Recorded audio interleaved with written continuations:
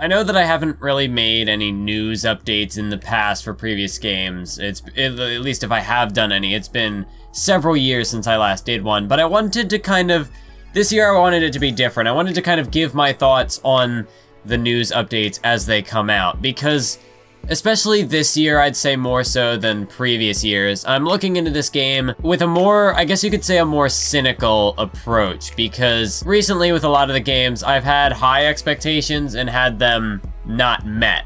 With WWE 2K15, I remember my expectations being really low, and it surpassed, well, I mean, a little kind of surpassed them, but it wasn't, I mean, WWE 2K15 just wasn't a very good game. In my opinion, none of the games we've had have topped WWE 2K14. Which, of course, at the time, everybody overlooked it because everybody was excited for the new consoles. But looking back on it, not a single game that has been released has topped WWE 2K14 in terms of features you had. Like, you had the custom story, highlight reel, create a match. You had all these different features that we're still waiting for them to come back. But WWE 2K18, by the sounds of it, I mean, 2K17 took some steps in the right direction. 2K18 is hopefully going to continue that trend, but going into 2K18, I'm really tempering my expectations here, because I still get the feeling that if we want a great WWE game that could be like WWE 2K14, but improving on it with the new technology in every way, because the thing about the newer games that 2K14 lacked is the gameplay. I think the gameplay has gotten so much better over the years, so that's why I still can't really go back to 2K14, besides the fact that I don't make videos on it. But I wanted to talk about the WWE 2K18 updates that have been coming out recently and give my thoughts on it. I'm not here to be the news guy. In my opinion, Smack Talks does a great job at delivering everything quickly and in great detail. So if you haven't heard any of the updates yet, I'm not your source for that. I recommend you go over to Smack Talks' channel. He gives you all the information in one concise package, and you don't have to blow through a bunch of different videos just to kind of figure out what's going on. I guess you could say it's objective. He just presents all the information, gives some little connections to what it could be used for, some little opinions on it, but not too much. It's mostly just the information. But this video is strictly my opinions on it. More specifically, I wanted to give my thoughts on it because I look at every update in terms of how it's going to apply to my universe mode. So the reason why I say I'm more cynical going into this year's game is because if it doesn't apply to universe mode, I probably will not use it. It's, like, whether that be a certain superstar that's in the game, like a certain legend or whatever, or something for my career, or like, for example, the 8 superstars being in the ring. I think that's really cool. I've been waiting for them to update the ability to have more superstars in the ring for the longest time now, and they're finally doing that in 2K18. The ring size is going to increase to 8 superstars, but as far as universe mode goes, I control everything, so having 8 superstars in the ring, it's not a very practical thing for how I will probably make my videos. 8-man tags I could probably manage, but that might be the extent of it, because I don't even do, first of all, you can't do many 6-man matchups with 6 people in the ring because we don't have a regular 6-pack challenge. Like, you don't see a lot of battle royals, or even like the 6-man ladder match I did at WrestleMania. It's a lot of singles matches cut together, or like triple threats or fatal four-ways, whatever. With 8 men, that's only gonna make it even more difficult. So while there's a possibility that I could do something with that, that I can at least have 8 people in the ring, even if it's just for a brief moment to start off the match, there aren't many applications I can use that for. So while I am excited that the ring size is going to increase to 8 superstars, I don't see it having much practical application for me. So I'm not that I'm excited for it as a WWE gamer because I've been waiting for the ring size to increase forever now, and the sooner they do it, the sooner they're going to be able to improve on the AI and get it to a position where it works and it's not total chaos. My issue with potentially 8-man tags is one of the issues that I think 2K needs to address the most, and that is the tag team mechanics, because they have been garbage for as long as I can remember now. Tag team matches are always terrible, but especially in 2K17, there will be instances where your tag team partner, like, you hit a finisher and then your partner attacks the ref or refuses to get out of the ring and just gets in the way. You know, that is annoying in of itself, but then you still have the tag teams not really like clicking, superstars running in and out of the ring at will, so you can't really get the finish that you want because it's always getting broken up by the other partner because they always run in. Whereas like With managers, it's gotten a bit better where if your manager is like a face, they won't jump into the ring and cause a bunch of distractions. But if your manager is a heel, they'll do all that stuff. So with tag teams, for one thing, I feel as though faces shouldn't be running into the ring as often as they do.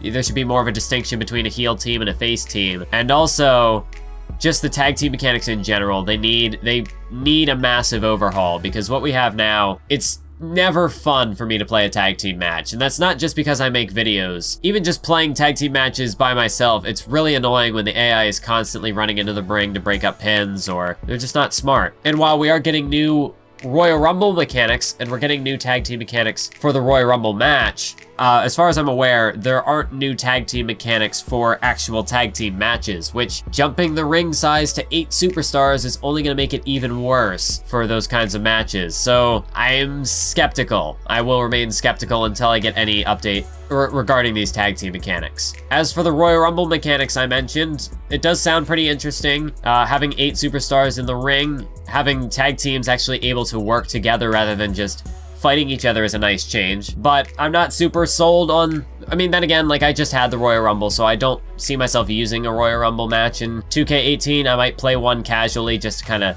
test it out, just to kind of get the feel for it, but I mean, it's good that they're making these changes, but because it's the first year that they're really making these changes, I've learned over the course of the past several, I mean, I've been making WWE videos since WWE 13, so I've been around for the hype train. This would be the 5th year now.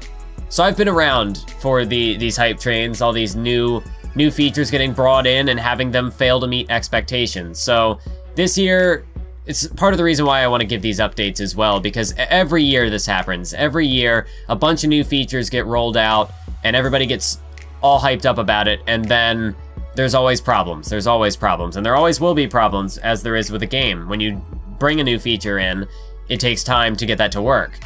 And when you're making a game every year, you don't have as much time to iron out the kinks. So I guess the best way to get attention on those problems and get them fixed is to have people play it and roast you for it. There are new graphics, which I personally don't really care for. I think that the graphics we have in W2K17 are fine. The graphics are not really my concern. I don't really care if it looks like the realest game we've ever seen, if it looks exactly like the quality of NBA 2K. I'd like to get there eventually, but I would rather have great gameplay and great game modes than compelling graphics, because you can have a game like Undertale, which was made by an indie developer. The visuals, they're not spectacular. They're not like something you'd see on a modern console, but the gameplay is really engaging and the story is great. So the graphics, never really a concern for me. Like, it was big in WWE 2K15 when it was jumping to consoles, and it was such a drastic change. And apparently things are going to look better, which I would expect. The game should always look better as we get better technology, but the graphics, not a huge concern for me. Same with the commentary, because I always turn commentary off because I make videos on the game. So I'm not really gonna, I never hear the commentary now, but I do know, that doesn't make me ignorant to the flaws of the current commentary system, because it's really bad. There's a reason why I turn off commentary, even outside of me making videos, is that I can't listen to it. It's annoying. There's a lot of repetition. Commentators are going off on tangents that aren't even really connected to the match at hand. But now we're gonna have Corey Graves and Byron Saxton, which is good. Update the sound, because JBL and Jerry Lawler, well, for one thing, Jerry Lawler doesn't even really do commentary that much anymore, and JBL's just not, he's not good on commentary in real life, so I don't want him in the game. One of the big features for me that I was excited for is that we're gonna have a free camera in the highlight reel, which, again, still trying to bring things back from WWE2K14. The fact that we didn't have a free camera was atrocious in the last game, because with the way that the highlight reel works and how things are kind of encoded, and plus with the menu bar that pops up, you can't get rid of that display. Like, there's no way to preview clips, so I always had to crop out that display bar. But the thing with the cameras was I couldn't adjust the camera shot, so I would always have really terrible angles, because I was stuck with like 9 preset shots, and then I'd have to crop the footage to get rid of the display bar, So now I don't have to worry about that. I don't have to worry about the display. And with a free camera, even if it's still there, if there's no preview option, then at the very least, when I crop my footage, I can position the camera in such a way that accounts for that bar. So I'll just leave an extra buffer of blank space underneath it for, you know, just the environment, the ring mat or the crowd or whatever. So that way, that tiny little space that I have to crop into, it's gonna have my shot exactly as I want it. So I'm very excited for that, the free camera. It was something that I really needed in the last game, so it kind of kept me away. The fact that it wasn't there kind of kept me from using the highlight reel as often as I could have for my universe mode videos. So I often just was stuck using other means of transitioning. So having the option to use, I mean, planning out how to use those different camera angles is going to be tricky, but the fact that I can use them at all is definitely a good thing. We've got a new drag system where you can carry your opponents around, and that's exciting, because just having to pick somebody up, especially when in certain matches like my recently in the Hell in the Cell match, I had a spot where I was trying to lift up Austin Aries from the canvas and I half picked him up. So like I had to move to pick him up again. And then if I wanted to throw him into the corner or move him anywhere else, it's just tedious because I had to go through 2 separate animations to get him there.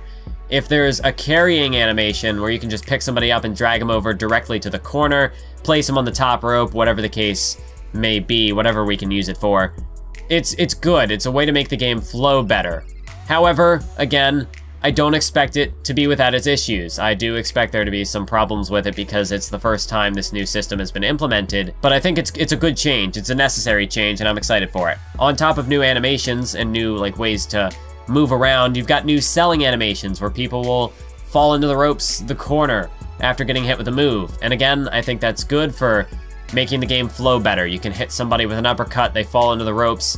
Like for Cesaro, if Cesaro hits somebody with a European uppercut and they stagger into the ropes, he can go for the Tiger Feint kick, or I guess he calls it the Swiss 1-9. I don't like that name, but yeah, you can just transition from moves to moves better. Are there probably going to be some bugs with it? This definitely I could see there being bugs with, more so than with the carrying, the dragging, because I can see somebody just falling into the ropes and glitching out and getting stuck there.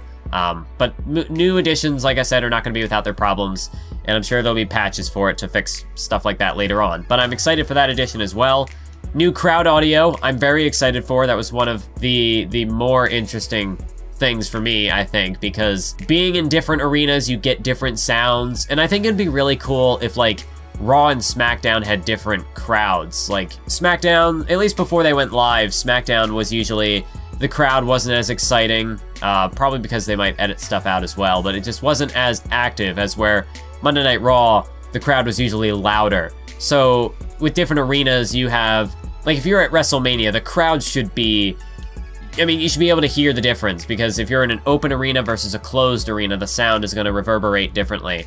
If you have a sellout arena of 50,000 people versus 100,000 people, the volume is going to be different. So I am happy to see that the crowd audio has been redone. Roster size around 200 superstars. I think that's good. I'm just hoping that there's a lot more NXT superstars than having a bunch of legends in the game, because I like replicating real life stuff because I make my universe mode around that. I don't really care for playing for the legends. I don't need a Papa Shango or a Colonel Mustafa. I don't care about these guys. And oh, Eddie Guerrero's in the game. Yeah, Eddie Guerrero's cool. And if I played the game casually, I'd enjoy it. So I'm not saying to get rid of legends entirely, and I know there is a need for stuff to be, or there's a market for that type of thing. But I think, like, if it's 200, it should be like I think like a 75-25% split. Focus on the main roster guys and some NXT guys, especially now that NXT has become more prevalent. I think we only should keep increasing that NXT roster, especially with the NXT women's division specifically. There should be a lot, you know, with the addition of Ember Moon, Peyton Royce, Billie Kay. That division really had to rebrand itself after the WWE draft call-ups. So I definitely think the NXT roster should be expanded rather than adding in a bunch of extra legends, because I never use the legends. So if it's like 100 legends, like, what was it? WWE 2K14, I think, was the one with the 30 years WrestleMania. There were so many legends. It was like, literally the roster was almost a 50-50 split between the legends and the current day superstars. So it was a small roster for what I wanted to use. So I hope that we can focus more on NXT. That's what I've always wanted with the games. It's what I want it's what I want 2K to continue doing. Backstage brawl area is now 3 times bigger than before with the addition of a loading dock and a garage. That's great. Couldn't really do much in the backstage brawl as it was. I'm glad that there's going to be more interactive elements thrown into the mix, more OMG moments. Probably, I get the feeling that those are going to be in accordance with the new areas specifically, but there might be new ways to throw that in there. New weapons as well. Just the ability to do more in the backstage brawl.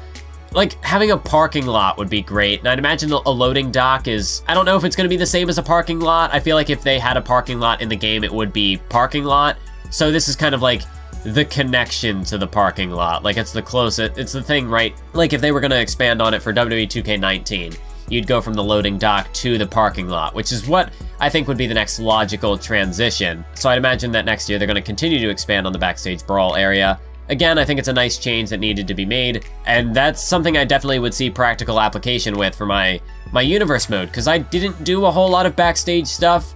Part of it was because, like, you could do certain cutscenes that were backstage, and then you could do the brawls backstage, but it was so limited in what you could do. There wasn't much that I could do to differentiate it, so I didn't apply it as often, because you'd often just see more of the same, because you can only explore a locker room and the GM's office so many times before that gets boring. There is a new create a match feature, which is probably the thing I'm the most excited for, because you can, I mean, that's one of the best things about Match Creator in W2K14 in the earlier games, was that you could customize things. You could make a first blood match. You could make a fatal 4-way elimination match. You could make all these different matches that didn't exist in the game, and there was nothing too complex about it, but it was still enough that you could add different options and make things more interesting. You could change up a steel cage, that type of thing, or you could add fire around the ring. Just certain details like that.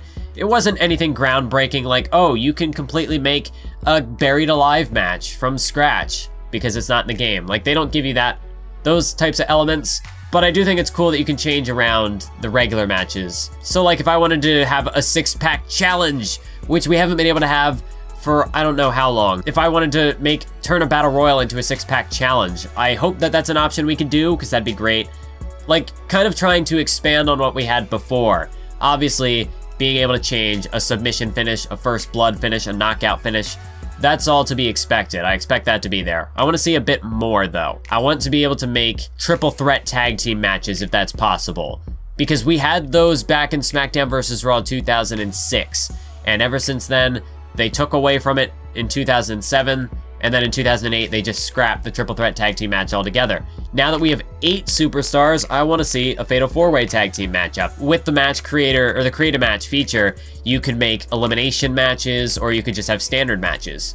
So if an elimination isn't possible, you could make it like a fatal 4-way tag team elimination match, or like a ladder triple threat tornado tag. I want to see more of an ability to not just change basic features of a match, but be able to take something from scratch. Like, I want 6 people in the ring. Let me do what I can with these 6 people in the ring. Let me make my own concoction. And I am happy to see that it can be used in universe mode. It can be integrated there, because I think that'd be kind of dumb if you couldn't, because you can load and save or you can save and load matches from the menu, which was kind of the hassle with Match Creator on 2K14, was that you couldn't save them. You always had to make the changes yourself each and every time by going into the thing for each individual match. Whereas now you can actually save them. So you have presets you can use. And I think that's great. It's a feature that should have been added before. Glad that we have it now. As for universe mode itself, the updates for this kind of confuse me,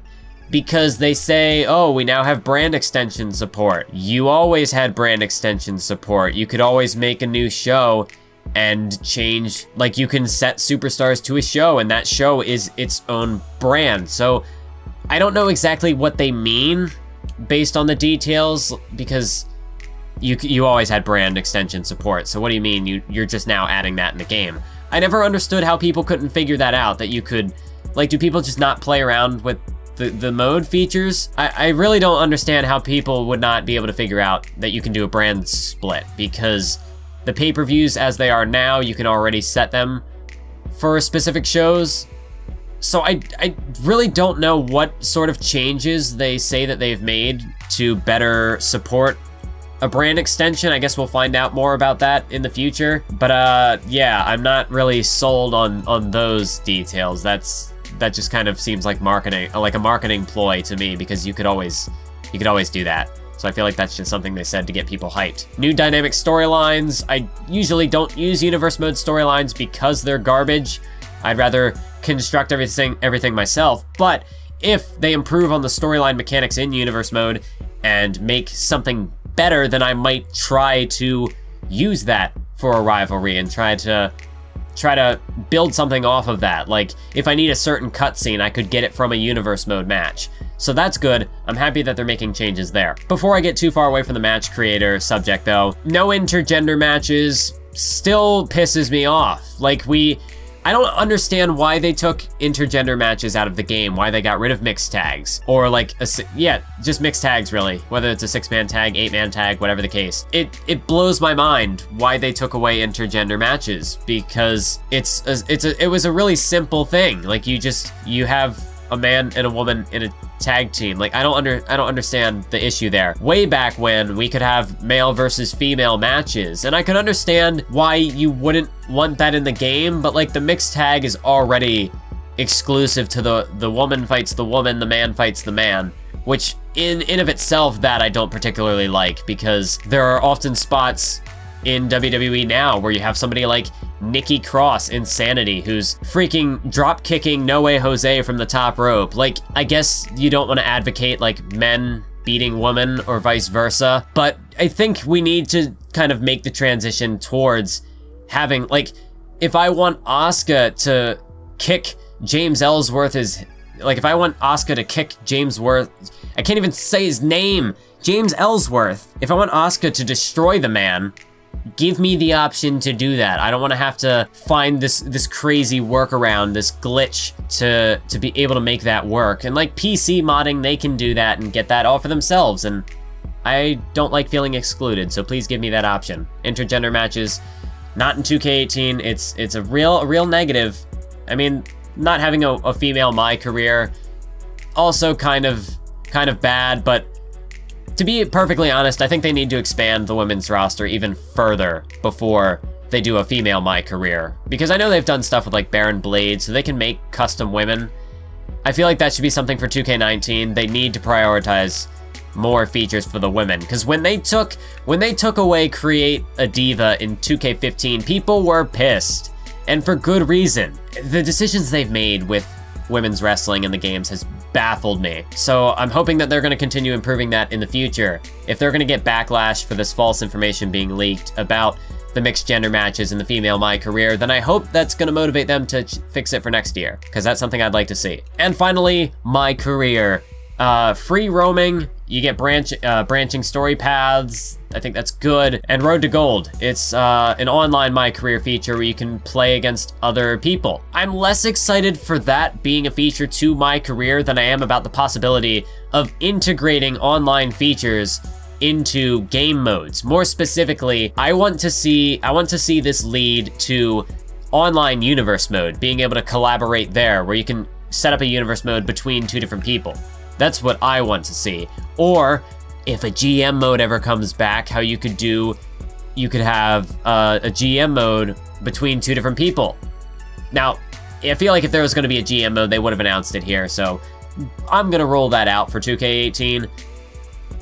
But for the future, if something like that would ever come back, being able to integrate that with, of course, you got to improve your servers as well. I never played any online matches in 2K17, so I won't say too much about the servers because I don't know if they've gotten any better. My community creations they've improved on, which is good because it sucked in 2K17. That was just a product of making a game every year and having to get it out on time. It was just one of the bugs that slipped through the cracks. I mean, saying that they fixed the community creations searching, I feel like that's a given. It's not something to get excited for because it shouldn't have been broken in 2K17 in the first place. But, you know, accidents happen, problems occur, it's whatever.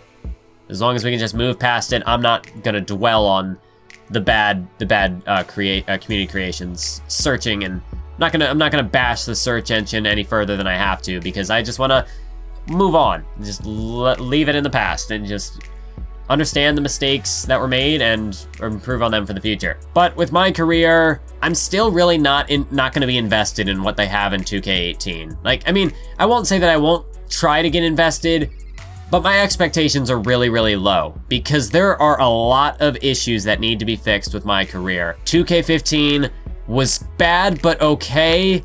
It might have just been because it was the new feature and everyone was excited for it, so that kind of blinded to the flaws. But 2K16 was terrible. 2K17 didn't really make many improvements on it. Like, I didn't ever go to the main roster, and I'm sure that's where the big storylines kick in, but it shouldn't be a hassle to get there. NXT should be fun as well. Like, just the way that everything sets up, where you jump in and out of rivalries. Like, I had rivalries drop on me out of nowhere. That's why I dropped my career series so early, was because I had these plans going on. I was in a rivalry with Finn Balor, and I had like one match with the guy, I think, on like main event or something, and it's like, okay, the rivalry is done, forget that. And the ability to like form tag teams would be cool, so I hope that's kind of integrated into the branching story. Being able to roam freely, you can kind of talk with whoever you want. I'll give 2K18 my career the benefit of the doubt. I always give it a shot with each year, so I'll definitely be doing a 2K18 My Career series on top of my universe mode, but I'm not getting my hopes up for my career, because there are way too many issues to fix with it, and I highly doubt that 2K, with all these new updates they've proposed, I highly doubt that they have tremendously improved on 2K18's My Career. I'm not saying that they're not going to improve on it. I'm sure that they have made good changes to it. But if I want a mode to be, like, it's a difference between having a mode be better than bad and good. There's a vast difference in quality there. So I'm expecting 2K18 My Career to be better than bad, but I'm not expecting it to be good. So those are my thoughts on the W2K18 updates. If you'd like to see more updates like this from me, get more of my thoughts on the new news as it breaks, let me know down in the comments. I'm not going to do these very often because I like having a lot of topics to go through. And I know, like, I could make a video on each individual topic and really just use that to bring in, I don't know. I'm always a bigger fan of longer videos that just have more information to dig into. So, like, I don't want to be making daily videos, little 3-minute chunks of, oh, this was tweeted out by this guy, and what could this possibly mean? And like I said, I'm also not the news update guy. I shouldn't be your #1 source for getting all this new information, because, like, Smack Talks does it better. He gives you everything in a timely fashion, and he also doesn't really sacrifice quality in doing that. He doesn't make a 10-minute rambling video like, oh, this could mean this, and that's really cool. He just kind of says what the updates were, gives some practical applications for it, maybe a little opinion piece on it, and then there. Whereas this video is strictly my opinions, and I'm making that, I said that in the forefront. I'm not here to make news, I'm here just to give my thoughts. I haven't done this really in the past because I didn't feel like I had anything constructive to say. Or at least I didn't have a unique perspective compared to everybody else. But because I'm looking at this strictly from the perspective of what's going to apply to my universe mode, or what could I use to make better videos, I think that's, at the very least, unique perspective. Most people look at it just as fans of the game, people who make content on the game. But I feel as though I'm sure most people are going to be hyped about the 8 superstars being in the ring. But I'm not as much, because, like, I'm not really going to use that much in universe mode just because it doesn't fit my style. So I have a different perspective to perhaps look at the negatives of it that other people might miss. So if you're interested in that, again, let me know in the comments if you want to see more news updates like these. We won't have a set schedule for them. It'll just kind of be whenever significant news drops. So, like, when the roster reveal starts happening in April, if they do a 4-week thing, I'm not gonna make a weekly video talking about each new roster edition. I'll wait till the very end and give my thoughts on the roster as a whole from there. So if you're interested in that, let me know. So thank you for joining me for this video, and until next time, keep on YouTubing.